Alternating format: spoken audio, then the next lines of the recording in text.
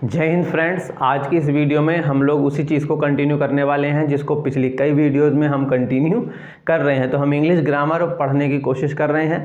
तो पिछले कई लेक्चर आ चुके हैं, उनको अगर आपने नहीं देखा है तो एक बार उनको ज़रूर देख लीजिए, क्योंकि उनको देखने के बाद ही जो मैं आज पढ़ाऊँगा वो आपको समझ में आ सकेगा। और अगर ऐसा है कि आपको वो चीज़ पहले से आती है जो मैंने पढ़ाई है, तो ये वीडियो आपके लिए काम की हो सकती है। तो आज हम क्या पढ़ने वाले हैं, तो जी पहले एक बार रिवीजन कर देते हैं क्या क्या मैं आपको पढ़ा चुका हूँ। तो पहले तो मैं इंग्लिश के बारे में आपको थोड़ी सी डिटेल दे चुका हूँ, ठीक है जी। सबसे पहले मैंने डिटेल बताई थी कि भाई ये ऐसा ऐसा इंग्लिश में होता है कि हम अपने आसपास की चीज़ों को देखते हुए, अपने माइंड को समझते हुए इंग्लिश को आसानी से समझ सकते हैं। फिर मैंने आपको सब्जेक्ट पढ़ाया, वही सब्जेक्ट क्या होता है, यानी कि काम को करने वाला, यानी कि कर्ता। तो सब्जेक्ट एक शब्द में हो सकता है, 2 शब्दों में, 3 शब्दों में, 4 शब्दों में, 5 शब्दों में, मतलब सब्जेक्ट कितना भी बड़ा हो सकता है। और एक शब्द में भी, एक अक्षर में भी जो है सब्जेक्ट हो सकता है। सब्जेक्ट के साथ साथ मैंने आपको क्या बताई, फिर मैंने आपको बताया कि हर एक सब्जेक्ट की एक अपने की इंग्लिश होती है। हर एक सब्जेक्ट अपने की एक इंग्लिश रखता है और उसके साथ कोई चीज़ जुड़ती है। जैसे आई एक सब्जेक्ट है, तो आई की अपने की इंग्लिश क्या है, माई। तो मैं जब भी कोई अपनी चीज़ बोलना चाहूँगा तो कैसे बोलूँगा, माई थिंग, या माई मार्कर, या माई मोबाइल, माई बोर्ड, इस तरह से। तो हर एक सब्जेक्ट की एक अपने की इंग्लिश होती है। फिर हमने आपको बताया कि भाई हर एक सब्जेक्ट का अपना एक ऑब्जेक्ट भी होता है, यानी कि जब कोई सब्जेक्ट सेंटेंस के बाद में यूज़ होगा, लास्ट में यूज़ होता है, तो उस सब्जेक्ट की जगह उसका ऑब्जेक्ट यूज़ करते हैं। जैसे कि आई का ऑब्जेक्ट क्या होता है, मी, ठीक है। तो जब मैं ये बोलूँगा आई लव यू, तो इसमें आई सब्जेक्ट है और यू क्या है, इसमें ऑब्जेक्ट है, क्योंकि यू का ऑब्जेक्ट यू ही रहता है। लेकिन जब मैं बोलूँगा यू लव मी, तो जब आप मुझे प्यार करते हैं तो इसका मतलब क्या हुआ, यू लव मी का मतलब। तो मैं मी क्यों बोल रहा हूँ, क्योंकि आई की जगह उसका ऑब्जेक्ट यूज़ हो रहा है। तो हर एक सब्जेक्ट अपना एक ऑब्जेक्ट भी रखता है। फिर हमने आपको बताया कि हर एक सब्जेक्ट की अपनी एक खुद की इंग्लिश भी होती है। हर सब्जेक्ट एक खुद की इंग्लिश भी रखता है। जैसे आई के अपने की खुद की क्या होती है जी, माई सेल्फ, कि भाई मैं खुद जाऊँगा, I will go my self, मैं खुद चला जाऊँगा। तो हमने लास्ट में क्या यूज़ करा, आई के खुद की इंग्लिश भी यूज़ करी। ये सब्जेक्ट के बारे में कुछ जानकारी थी। फिर हमने आपको जी हेल्पिंग वर्ब बताई। तो हेल्पिंग वर्ब में क्या क्या बताया हमने आपको, do, does, did, is, am, are, was, were, have, has, had, will, shall, can, could, may, might, must, should, would, ये कुछ हेल्पिंग वर्ब्स हमने आपको बताई थी। फिर हमने आपको क्या समझाया, फिर समझाया हमने आपको वर्ब क्या होती है। वर्ब सबसे मेन पॉइंट था उसमें। तो वर्ब यानी कि वो शब्द जिससे हमें किसी काम के करने या होने का पता चलता है, उसे वर्ब कहते हैं। और वर्ब की कुछ फॉर्म होती हैं, first form, second form, third form, fourth form, fifth form. तो कुछ 5 फॉर्म्स के बारे में हमने चर्चा भी किया था। और फिर हमने आपको क्वेश्चन वर्ड्स भी बताए थे कि भाई क्वेश्चन वर्ड्स होते हैं, जैसे कि डब्ल्यू फैमिली के कुछ क्वेश्चन वर्ड्स होते हैं। वाई हो गया, वैन हो गया, वेयर हो गया, व्हाट हो गया, हु हो गया, हुम, हुज, विच, ये कुछ डब्ल्यू फैमिली के होते हैं। कुछ एच फैमिली के होते हैं, जैसे हाउ है, या हाउ मैनी है, और हाउ मच है, हाउ फार है, हाउ लॉन्ग है। इस तरह के कुछ क्वेश्चन वर्ड्स भी होते हैं। फिर हमने आपको सबसे मेन चीज़ क्या बताई थी, सबसे मेन चीज़ बताई थी कि भैया रूल्स मेकिंग का फंडा क्या होता है। तो रूल्स मेकिंग का एक तरीका बताया था। फिर हमने किसी भी हेल्पिंग वर्ब के लिए किस तरह से हम रूल क्रिएट कर सकते हैं वो हमने आपको समझाया था। तो आज उसके आगे ही चलते हैं, क्योंकि पिछली वीडियोज़ में हमने पढ़ा था सिंपल सेंटेंस जिनमें कोई वर्ब नहीं होती है। पिछली वीडियोस में हमने जो पढ़ा था वो क्या पढ़ा था, अगर आपने इससे पहला वीडियो देखा है तो भैया उसमें पढ़ाया था हमने बिना वर्ब वाले सेंटेंस, यानी कि सिंपल सेंटेंस, जिसके लिए हमने हेल्पिंग वर्ब में इज, एम, आर, वाज और वर का यूज़ किया था। अब हम उसके आगे बढ़ रहे हैं। अब हम वर्ब वाली चीज़ों पर फोकस करने की कोशिश करते हैं। अब ध्यान दीजिएगा, तो आपकी हेल्पिंग वर्ब क्या होती है, मैं उनको एक बार और लिख देता हूँ। अब देखिए, तो जैसे आपकी हेल्पिंग वर्ब है, इज़ है, उसके बाद एम है, उसके बाद आर है, फिर आपकी आती है वाज, और फिर आपकी आती है वर, ठीक है। उसके बाद आता है आपका हैव, फिर हैज़, और उसके बाद हैड। ये कुछ हेल्पिंग वर्ब होती हैं। तो भैया अब ये जो हेल्पिंग वर्ब है, ध्यान दीजिए, ये जो हेल्पिंग वर्ब है आपकी इज़, एम, आर और वाज, वर, इन सभी के साथ हमेशा क्या होगा, अगर वर्ब आ रही होगी तो वर्ब की फर्स्ट फॉर्म में लगेगी आईएनजी।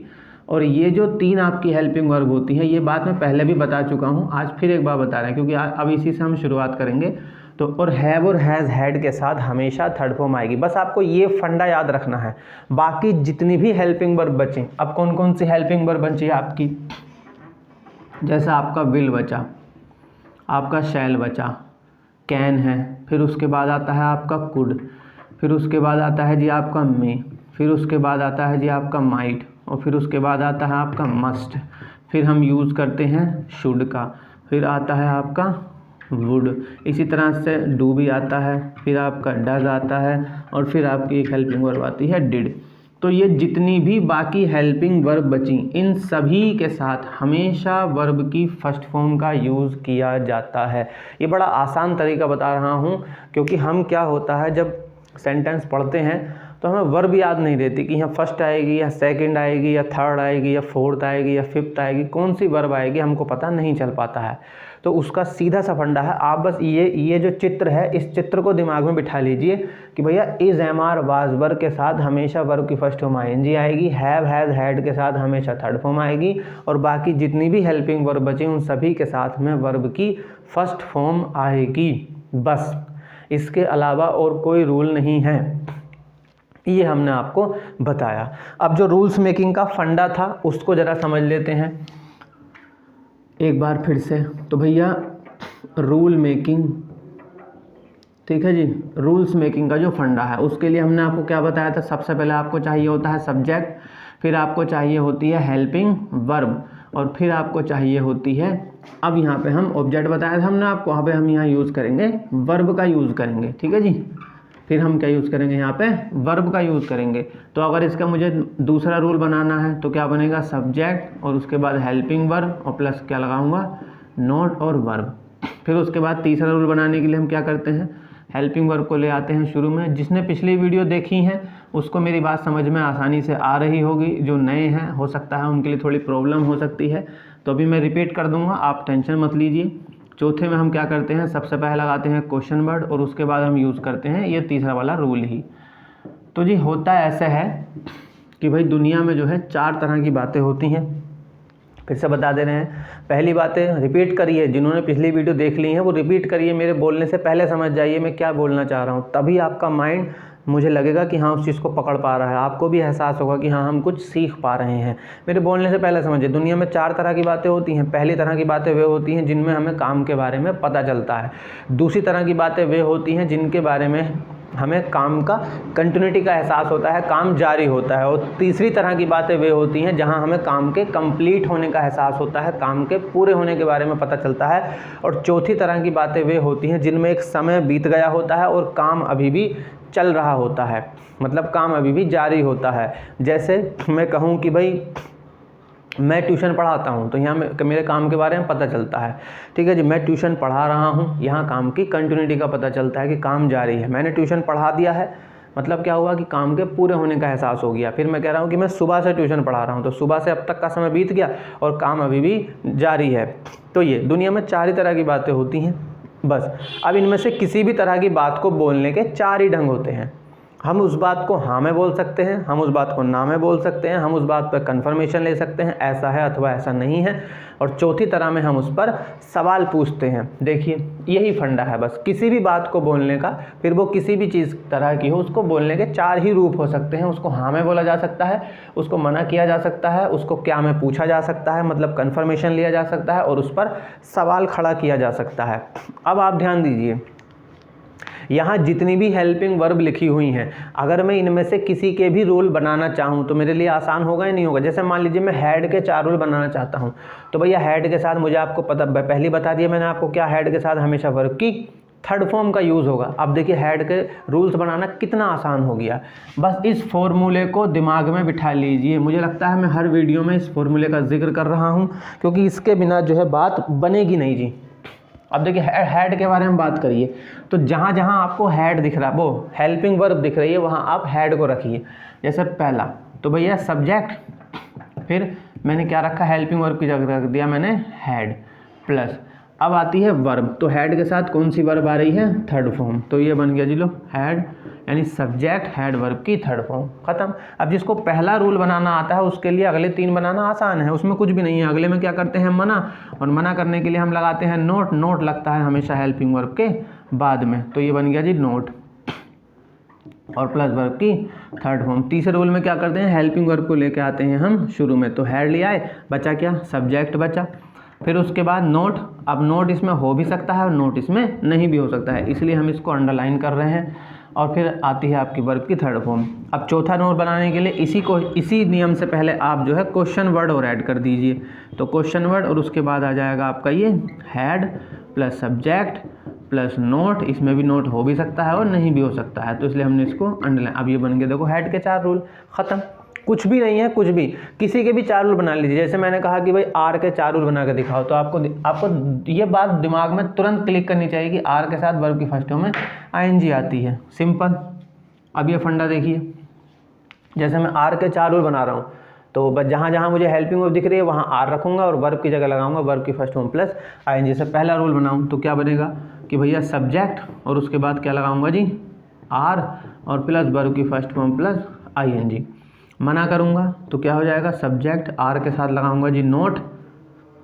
मेरे लिखने से पहले ही समझ लीजिए कि यहाँ क्या आने वाला है, तभी आपको यह एहसास होगा कि आप कुछ सीख रहे हो। तीसरे नियम में क्या करूँगा, आर को ले आऊँगा शुरू में, बचा क्या आपका सब्जेक्ट बचा, फिर आपका बचा नोट और वर्ब की फर्स्ट फॉर्म प्लस आईएनजी। लो जी, चौथे रूल को लिखने से पहले क्या करूँगा, इससे पहले लगा दूंगा क्वेश्चन वर्ड प्लस उसके बाद आर, उसके बाद आपका सब्जेक्ट। नोट की ज़रूरत है तो ठीक है, नहीं तो सीधे सीधे वर्ब की फर्स्ट फॉर्म प्लस आईएनजी। लो कितना आसान है। किसी भी हेल्पिंग वर्ब के लिए रूल बनाना आपके लिए चुटकियों का खेल हो जाना चाहिए, तभी आप सीखोगे। क्योंकि कुछ ऐसा है नहीं जो आप याद कर लें, याद करके कब तक कितना याद करोगे, बहुत सारे हैं। अब देखिए आप, इसके भी 4 रूल हैं, फिर इसके 4 रूल, फिर इसके 4, इसके 4, इसके 4, इसके 4, कितने याद रखेंगे।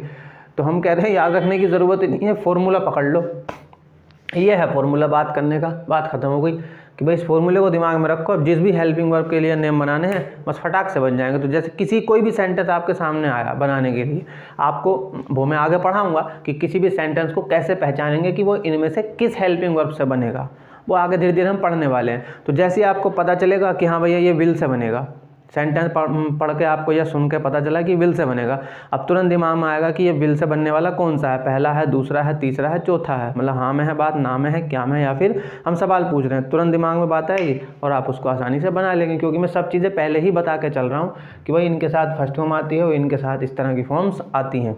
अगर आप इसका स्क्रीनशॉट लेना चाहते हैं तो स्क्रीनशॉट ले लीजिए, फिर मैं इसके आगे की आपसे बातें करता हूँ। ध्यान दीजिए, स्क्रीनशॉट लेना चाहते हैं तो ले लीजिए, अगर आपको इसे लिखना है तो फिर इसके आगे की बातें हम चर्चा करते हैं। तो आ रही है आपको बात समझ में कि भैया किसी भी हेल्पिंग वर्ब के लिए नियम बनाने का फंडा ये है और कुछ भी नहीं है। अब हम वर्ब वाले सेंटेंस पढ़ने के लिए जा रहे हैं ना, तो उसके लिए तो अब मैं इसको मिटा दे रहा हूँ। अब ध्यान दीजिए कि मैं क्या समझाने की कोशिश कर रहा हूँ। तो भैया जी जो पुराने हैं, हो सकता है उन्होंने चैनल को सब्सक्राइब ना किया हो, वीडियो लगातार देख रहे हों, तो आप चैनल को सब्सक्राइब कर लीजिए ताकि आपके पास नोटिफिकेशन आती रहे। और जो नए हैं चैनल पर वो भी चैनल को सब्सक्राइब कर लें, वीडियो को लाइक करते रहें और कमेंट करते रहें ताकि वीडियो की रीच बनी रहे। मैं भी मेहनत कर रहा हूँ, तो मुझे आपका सपोर्ट चाहिए और सपोर्ट में सिर्फ यही कि आप सब्सक्राइब कर लें चैनल को, वीडियोज़ को लाइक करें। और भी काफ़ी सारी प्लेलिस्ट इस पर बनी हुई हैं, अगर आप उन्हें देखना चाहते हैं तो आप देख सकते हैं। अब समझिए, अब ध्यान दीजिए मैं क्या बोलना चाह रहा हूँ। ये आपको पता है, अभी थोड़ी देर पहले भी बताया, पिछली हर वीडियो में बताया कि बातें 4 तरह की होती हैं। काम का पता चलना, काम के जारी होने का एहसास होना, काम के पूरे होने का एहसास होना और काम एक समय बीतने के बाद भी अभी जारी है। अब ये जो बातें हैं, बातें 3 समय में होंगी, ये भी आपको पता है। एक जो बीत गई बातें हैं, एक जो अभी मौजूद हैं और एक जो आने वाली होंगी। तो ये हल्का सा क्या हो गया, ये प्रेजेंट हो गया और ये क्या हो गया आपका पास्ट हो गया और ये क्या हो गया आपका फ्यूचर हो गया। 3 ही टेंस होते हैं, आपको पता है, तो ज़्यादा सोचने की ज़रूरत नहीं है। अब देखिए अब ध्यान से देखिए मैं क्या लिखने जा रहा हूँ। इसमें इंक ख़त्म हो गई है शायद, चलिए थोड़ी सी इंक डाल लेते हैं। इतने आप वीडियो को लाइक वाइक कर दीजिए, चैनल को सब्सक्राइब कर लीजिए, शेयर कर दीजिए दोस्तों के साथ में,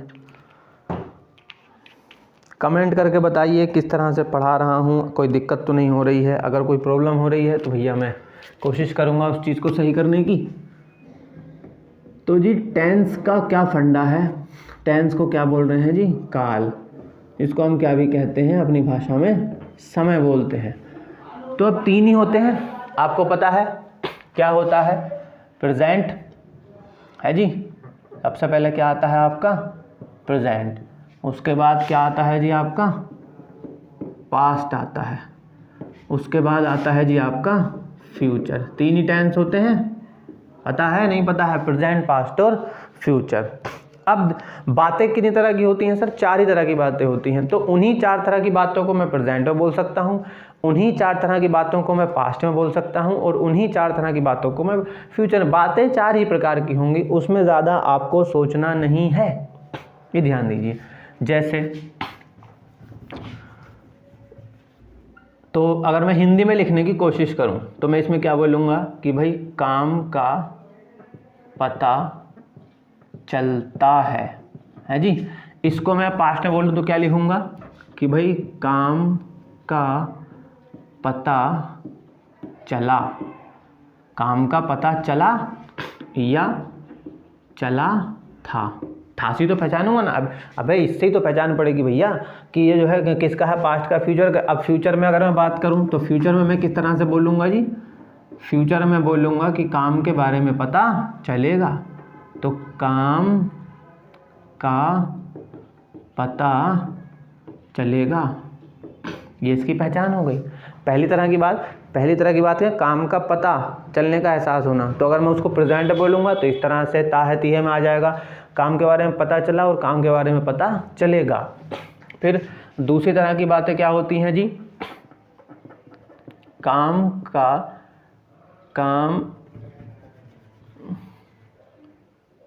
चल रहा है, चलो ऐसे लेते हैं, काम चल रहा है, ठीक है। इसमें क्या हो जाएगा, फिर मेरे लिखने से पहले समझ जाओ कि काम चल रहा था, और यहाँ पे क्या हो जाएगा, बोलो काम चल रहा होगा। यही तो होगा कि भाई काम चल रहा होगा, यही तो पता चलेगी कि फ्यूचर में बात चल रही है काम के जारी होने के बारे में।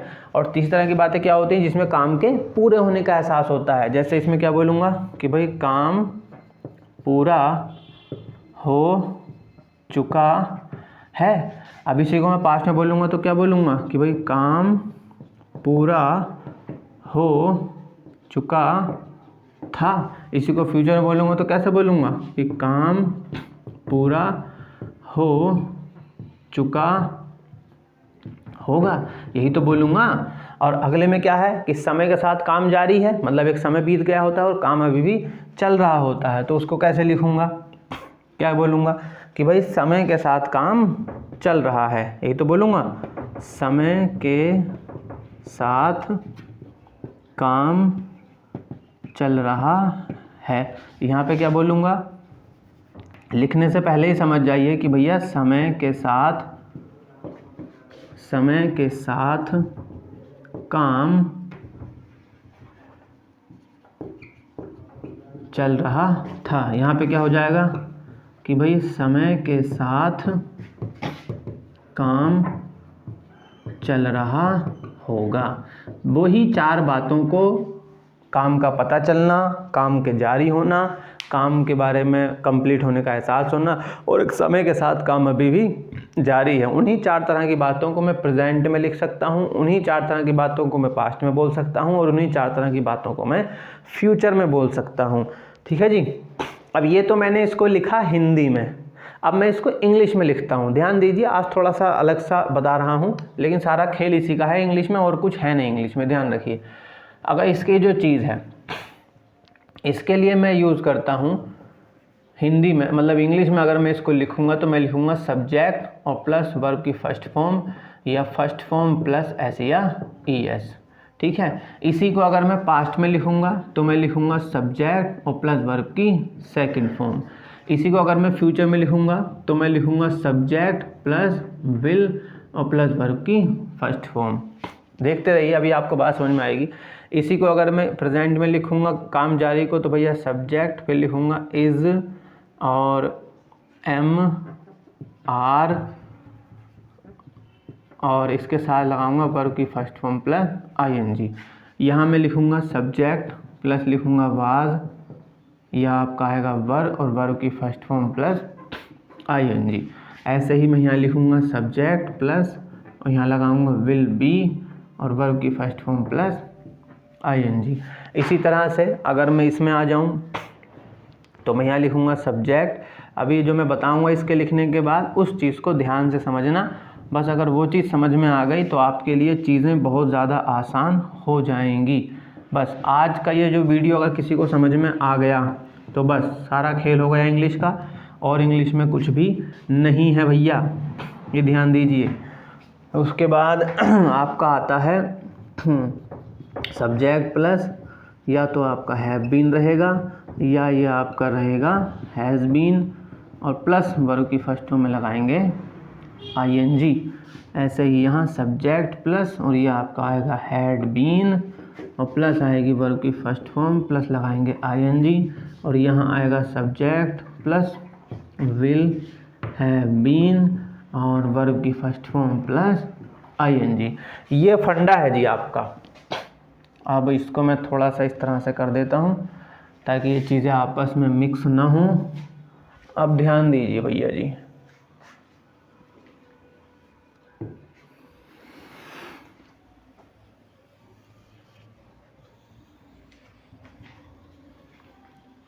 ये है जी खेल सारा। बस जी सारा खेल इसी का है इंग्लिश में, और इंग्लिश में कुछ आता नहीं है। अब इसको ध्यान दीजिए, ये मैंने क्या लिखा है। प्रेजेंट में अगर हम बात करें तो काम का पता चलता है, काम चल रहा है, काम हो चुका है, और काम समय के साथ जो है चल रहा है। इसमें मैंने क्या लिखा है, सब्जेक्ट के साथ आती है वर्ब की फर्स्ट फॉर्म, या फर्स्ट फॉर्म में लगाते हैं एस या ईएस, ठीक है जी। उसी तरह से काम चल रहा है, मैंने क्या लगाया है, इज एम आर का यूज़ किया है सब्जेक्ट के साथ, वर्ब की फर्स्ट फॉर्म में लगाई है ing। काम के पूरा हो चुकने के लिए मैंने क्या यूज़ किया है, हैव और हैज़ का, और लगाई वर्ब की थर्ड फॉर्म। और समय के साथ काम जारी है, उसके लिए मैंने हैव बीन हैज़ बीन का यूज़ किया है, वर्ब की फर्स्ट फॉर्म में लगाई है ing। इसी तरह से मैंने पास्ट में लिखा है। अब आप इन चीज़ों को देखें तो इसमें आपको कुछ समानता नज़र आएगी। क्या समानता नज़र आएगी, देखिए कुछ समानता इसमें आपको नज़र आएंगी। वो ये नज़र आएंगी कि देखिए यहाँ हेल्पिंग वर्ब मिस है, ठीक है, यहाँ मैं स्टार बना देता हूँ, और यहाँ एक हेल्पिंग वर्ब आपकी मिस है। तो अगर इस पहली वाली लाइन को छोड़ दीजिए, बाकी नीचे वाली तीनों को देखिए। देखिए यहाँ भी वर्ब की फर्स्ट फॉर्म में ing है, यहाँ भी वर्ब की फर्स्ट फॉर्म में ing है, और यहाँ भी वर्ब की फर्स्ट फॉर्म में ing है। इससे क्या पता चल रहा है कि जब भी काम के जारी होने का एहसास होगा, जब भी काम के जारी होने का एहसास होगा, फिर चाहे वो प्रेजेंट में हो, पास्ट में हो, या फिर वो फ्यूचर में हो, हमेशा क्या आएगी, वर्ब की फर्स्ट फॉर्म में ing लगती है। यानी कि काम जारी होने के लिए हम ing का यूज़ करते हैं। इस बात को दिमाग में बिठा लीजिए। काम के जारी होने के लिए वर्ब की फर्स्ट फॉर्म में ing, वर्ब की फर्स्ट फॉर्म में ing, वर्ब की फर्स्ट फॉर्म में ing। अब यहाँ देखिए, यहाँ काम के पूरे होने का एहसास हो रहा है, ठीक है। क्या समानता है, वर्ब की थर्ड फॉर्म यहाँ भी है, यहाँ भी वर्ब की थर्ड फॉर्म है, और आपकी यहाँ भी जो है वर्ब की थर्ड फॉर्म है, ठीक है। तो क्या पता चला कि भाई जब भी काम के पूरे होने का एहसास होगा तो वहाँ हम वर्ब की थर्ड फॉर्म का यूज़ करते हैं। ये समानता है सर। पहले समानताओं पर फोकस करिए। काम जब भी पूरे होने का एहसास होगा तो हमेशा हम क्या यूज़ करेंगे, वर्ब की थर्ड फॉर्म का यूज़ करेंगे। अब नीचे आइए, समय के साथ जब भी काम जारी होगा, समय के साथ काम चल रहा है, समय के साथ काम चल रहा था, समय के साथ काम चल रहा होगा। यहाँ भी हम अभी आपको बताया, देखो मैंने काम जारी है, ये देखो यहाँ काम जारी था, यहाँ भी काम जारी है, तो यहाँ भी हमने क्या लगाई ing, और यहाँ भी काम जारी है, यहाँ भी हमने क्या लगाई ing। तो अब इन दोनों में क्या समानता हुई, समानता ये हुई कि ये जो नीचे का चौथे नंबर का जो पॉइंट है ना, ये जो चौथे नंबर का पॉइंट है, ये दूसरे और तीसरे वाले को मिला के बना हुआ है। आप ध्यान दीजिए, देखो क्या है, इसमें काम जारी होगा तो वर्ब की फर्स्ट फॉर्म ing आएगी, ये आ गई वर्ब की फर्स्ट फॉर्म में ing। दूसरे में तीसरे में क्या है कि भाई काम जब पूरा होने का एहसास होगा तो लगेगी वर्ब की थर्ड फॉर्म। सर ये लग रही है आपकी वर्ब की थर्ड फॉर्म, ठीक है, ये लग रही है वर्ब की थर्ड फॉर्म। ये देखिए हैव के साथ हमेशा थर्ड फॉर्म आती है, तो बी की थर्ड फॉर्म हमने बीन का यूज़ किया है। हैव के बाद हमेशा वर्ब की थर्ड फॉर्म आती है, तो हैड के बाद भी हमने बी की थर्ड फॉर्म बीन का यूज़ किया है। यहाँ देखिए हैव हैज़ हैड के बाद थर्ड फॉर्म आती है, पहले बता चुका हूँ। तो हमने यहाँ भी देखो हैव के बाद बीन का यूज़ किया है, या फिर हैज़ के साथ बीन का यूज़ किया है। तो वर्ब के रूप में पहले समानता समझ लीजिए। काम के जारी होने के लिए ing, काम के कंप्लीट होने के लिए हम थर्ड फॉर्म का यूज़ करते हैं। समय के साथ काम जारी है, इसके लिए थर्ड फॉर्म भी आती है और ing भी आती है, और थर्ड फॉर्म के रूप में हम बीन का यूज़ करते हैं। अब इसमें डिफरेंस क्या है, मतलब किस चीज़ से हम ये पहचानेंगे कि ये फ्यूचर का है, पास्ट का है, या प्रेजेंट का है। ज़रा दिमाग दौड़ाइए। मैंने बताया था एक चीज़ होती है जिनसे हमें पता चलता है कि पहचान पता चलेगी, तो वो होती हैं हेल्पिंग वर्ब्स। क्या बताया था? Helping verbs. सर इनका नाम ही ये है, नाम ही समझिए आप, हेल्पिंग वर्ब्स, नाम ही ये है, बात खत्म हो गई। क्या? इज, एम, आर, ठीक है, ये 3 होती हैं भाई। इज, एम, आर कैसा बन रहा है ये किस में यूज़ हो रही हैं? प्रेजेंट में, ठीक है जी। फिर उसके बाद वाज और वर, ये किस में यूज़ हो रही हैं? पास्ट में। फिर उसके बाद आया था आपका हैव और हैज़, ये किस में यूज़ हो रही हैं? प्रेजेंट में, ठीक है जी। और उसके बाद आया था आपका हैड, ये किस में यूज़ हो रहा है? पास्ट में। और फिर उसके बाद आया था आपका विल और शैल, ये आपका किस में यूज़ होता है जी? फ्यूचर में। बस यही तो खेल है, और कुछ थोड़ी है। आप देखिए यहाँ, अब मैं इसकी बात करूँ, इसकी बात मत करिए थोड़ी देर के लिए, पहले वाले के लिए, दूसरे वाले में बात करिए। देखिए इस रूल को देखिए आप, और इस रूल को देखिए। अब देखिए इसमें असमानता क्या है? सब्जेक्ट यहाँ भी है, सब्जेक्ट यहाँ भी है, सब्जेक्ट यहाँ भी है, आईएनजी की फॉर्म यहाँ भी है, आईएनजी की फॉर्म यहाँ भी है, आईएनजी की फॉर्म यहाँ भी है। तो बदल क्या रहा है? बदल रहा है तो सिर्फ हेल्पिंग वर्ब। यहाँ प्रेजेंट में इज, एम, आर का यूज़ हो रहा है, पास्ट में वाज और वर का यूज़ हो रहा है, और फ्यूचर में विल, बी का यूज़ हो रहा है। यही तो फ़र्क है। यहाँ देखिए, यहाँ भी सब्जेक्ट है, यहाँ भी सब्जेक्ट है, और यहाँ भी सब्जेक्ट है, यहाँ भी थर्ड फॉर्म है, यहाँ भी थर्ड फॉर्म है, यहाँ भी थर्ड फॉर्म है। फ़र्क किस में है? हेल्पिंग वर्ब में। यहाँ हैव, हैज़ है, यहाँ हैड है, और यहाँ आपका विल हैव है। ऐसे यहाँ देखिए, यहाँ सब्जेक्ट है, वर्ब की फर्स्ट फॉर्म आईएनजी है, यहाँ भी सब्जेक्ट है, वर्ब की फर्स्ट फॉर्म आईएनजी है, यहाँ भी सब्जेक्ट है, वर्ब की फर्स्ट फॉर्म आईएनजी है। बस बदल क्या रहा है? यहाँ हैव, हैज़ है, यहाँ हैड है, और यहाँ आपका विल है। हेल्पिंग वर्ब से ही आपको पहचान रखनी है, और इसमें कुछ भी नहीं होता है। अब जिसको ये टेंस, ये इसको चार्ट कह लीजिए, या जो चाहे आप इसको कह लीजिए, इसको पहले समझने की कोशिश करिए। देखिए ज़रा इसको ध्यान से 1 मिनट, क्योंकि इसके बाद जो मैं बोलने जा रहा हूँ वो शायद आपके लिए थोड़ा सा अच्छा रहेगा। जिसको समझ में आ गई बात उसके लिए आसान रहेगा। स्क्रीनशॉट लेना चाहते हैं तो वो ले लीजिए, ताकि आप इसको नोट भी कर सकें, या अपने फ़ोन के गैलरी में इसको सेव रख सकें। अब देखिए, मैंने आपको क्या बताया था कि भाई हर बात को बोलने के 4 ढंग होते हैं। अभी इसी वीडियो में थोड़ी देर पहले भी समझाया था। बात को हाँ में बोलते हैं, ना में बोलते हैं, उस पर कंफर्मेशन लेते हैं, और उस पर हम सवाल पूछते हैं। अब बताइए कि क्या आप इनमें से किसी के लिए भी बना नहीं सकते हैं 4 रूल? आसानी से बन जाएंगे, नहीं बन जाएंगे 4 रूल? 4 रूल आसानी से बनेंगे, नहीं बनेंगे? जैसे मान लीजिए मैं इसके लिए आपको 4 रूल बनाने के लिए कहूँ, तो आप बना पाओगे, नहीं बना पाओगे? कितनी आसानी से बनेगा? मना करूँगा तो सब्जेक्ट विल के साथ लगाऊंगा नोट, और लगाऊंगा वर्ब की फर्स्ट फॉर्म। क्या मैं पूछूंगा तो क्या करूँगा? हेल्पिंग वर्ब विल को ले आऊँगा पहले, तो क्या बनेगा? विल, फिर क्या बचेगा? सब्जेक्ट। विल तो पहले चला गया, बचा क्या? नोट और वर्ब की फर्स्ट फॉर्म। क्वेश्चन में पूछूंगा तो क्या करूँगा? सबसे पहले लगाऊंगा क्वेश्चन वर्ड, तो क्वेश्चन वर्ड, उसके बाद विल, फिर सब्जेक्ट, फिर नोट और वर्ब की फर्स्ट फॉर्म। खेल हो गया। और जी यही खेल है बस इंग्लिश में, और कुछ भी नहीं है जी। ये जो रूल लिख रहे हैं ना, ये हर एक उसका पहला रूल लिख रहा है। अब इसके नीचे इसके 3 रूल और बन सकते हैं। अब मैं उनको नहीं लिख सकता, उनको लिखेंगे तो ये बहुत लंबा चौड़ा हो जाएगा। वो आपको मैंने इसलिए हर वीडियो में कवर करने की कोशिश की कि आप उसको दिमाग में बिठाइए, यहाँ देखते ही समझ जाइए कि इसके अगले 3 रूल क्या होने वाले हैं, इसके अगले 3 रूल क्या होने वाले हैं। अब एक चीज़ का ध्यान दीजिए, यहाँ हेल्पिंग वर्ब क्या है? यहाँ हेल्पिंग वर्ब है आपकी विल। यहाँ हेल्पिंग वर्ब क्या है? विल आपकी हेल्पिंग वर्ब है, ठीक है। यहाँ हेल्पिंग वर्ब क्या है? यहाँ वाज और वर हेल्पिंग वर्ब है। यहाँ हैड आपकी हेल्पिंग वर्ब है, और यहाँ आपकी हैड हेल्पिंग वर्ब है।